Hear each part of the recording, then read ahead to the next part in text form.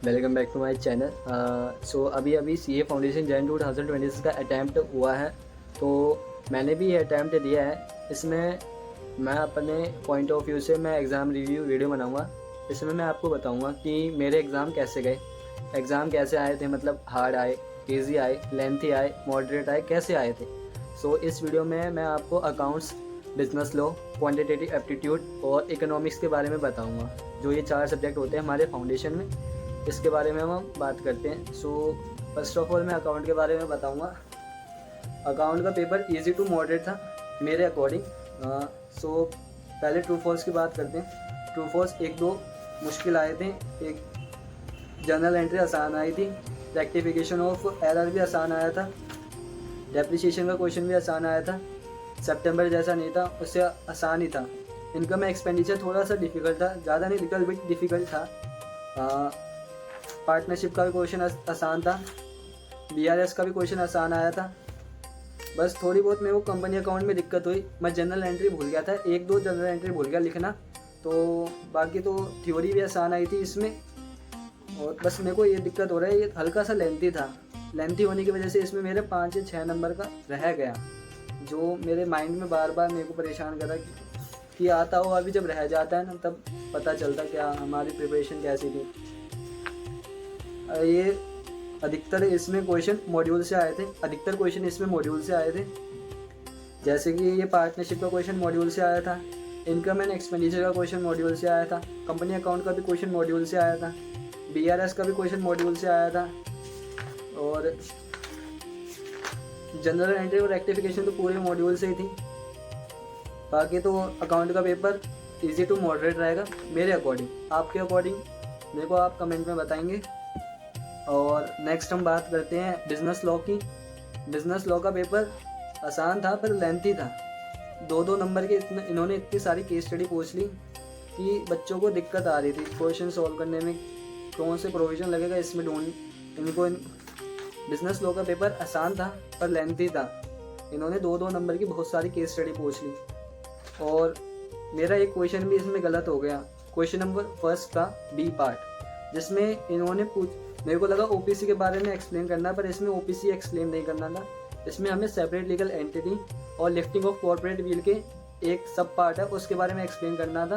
Company formed for fraud, और थोड़े बहुत डायरेक्ट क्वेश्चन आए थे, इसलिए बिजनेस लॉ का भी पेपर बन गया था।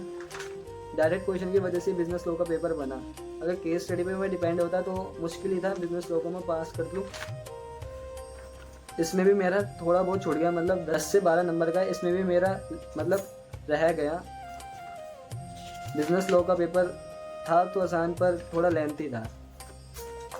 नेक्स्ट हम बात करते हैं क्वांटिटेटिव एप्टीट्यूड। क्वांटिटेटिव एप्टीट्यूड का पेपर इजी टू मॉडरेट था। क्वेश्चन थे आसान, पर इसमें क्वेश्चन की लेंथ ज़्यादा थी। क्वेश्चन की लेंथ ज़्यादा होने की वजह से उनमें सॉल्विंग टाइम ज़्यादा लग रहा था। तो सॉल्विंग टाइम ज़्यादा होने की वजह से हर एक क्वेश्चन पे जहाँ पे 1.5 मिनट लगना चाहिए था, लग रहे 2 से 2.5 मिनट लग रहे थे।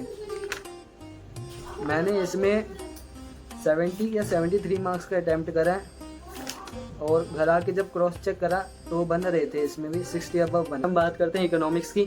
इकोनॉमिक्स का पेपर आसान था। अधिकतर क्वेश्चन मॉड्यूल की एक्सरसाइज से आ गए, सो इकोनॉमिक्स का पेपर बन गया। इसमें भी मैंने 70 या 75 मार्क्स का अटैम्प्ट करा है। सो जब घर आके मैंने चेक करा तो इसमें भी 60 अबव बन रहे थे। अब बाकी रिजल्ट में देखते क्या बताएंगे। सो ओवरऑल मेरे अकॉर्डिंग चारों पेपर इजी टू मॉडरेट थे। क्वांटिटेटिव एप्टीट्यूड का पेपर मॉडरेट आया, अकाउंट का पेपर हल्का सा लेंथी ईजी था, और बिजनेस लॉ का पेपर इजी और लेंथी था। इकोनॉमिक्स का पेपर इजी था, ना ही लेंथी ना ही मॉडरेट, इजी था। अगर इकोनॉमिक्स के भी पेपर में किसी के बच्चे के कम नंबर आ रहे हैं तो मेरे अकॉर्डिंग उसके कॉन्सेप्ट स्ट्रॉन्ग नहीं थे, उसने मल्टीपल टाइम रीडिंग नहीं करी होगी बुक्स, और बाकी यही था। अब मैं आपको एक चीज़ बताऊंगा, मैंने बिजनेस लॉ में क्या करा। मैंने आखिरी के दिनों में राइटिंग प्रैक्टिस स्टार्ट करी। यही मेरे लिए वो आखिरी के दिनों में मैंने बिजनेस लॉ की राइटिंग प्रैक्टिस स्टार्ट करी। ये मेरे लिए एग्ज़ाम टाइम में डिसएडवांटेज बन गया। अब जब मैं एग्ज़ाम लिख रहा था मेरे को कुछ कीवर्ड्स याद नहीं आ रहे थे।